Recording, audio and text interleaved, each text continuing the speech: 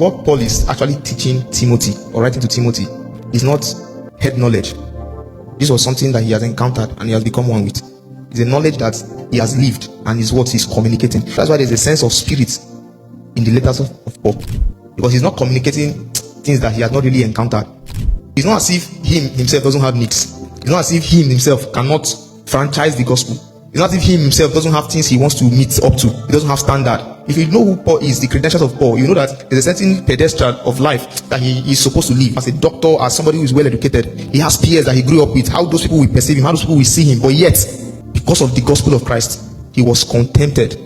It's not about the amount of wealth you can amount, the amount of things you can get for yourself. Paul is saying he is sufficient in God. If we study the life of Jesus, we cannot really say Jesus was poor, and we cannot really say Jesus was rich. Why? Because Jesus did not come to give us an expression that he was poor. Every time the Bible was talking about poor, about Jesus, it was talking about poor in spirit. Poor in spirit. It's not as if he was trying to live a life of poverty, and it's not as if he was trying to live a life of flamboyance and riches. But what Jesus came to live was to tell us that a life that would depend on God's supply. We cannot tag Jesus to be a poor man, and we cannot tag him to be a rich man. Why? Because at every instance he lived a life depending on God's supply. If Jesus can live that kind of life, and we all know that Jesus had the potential to be on Forbes list during his time, but yet godliness with contentment is what?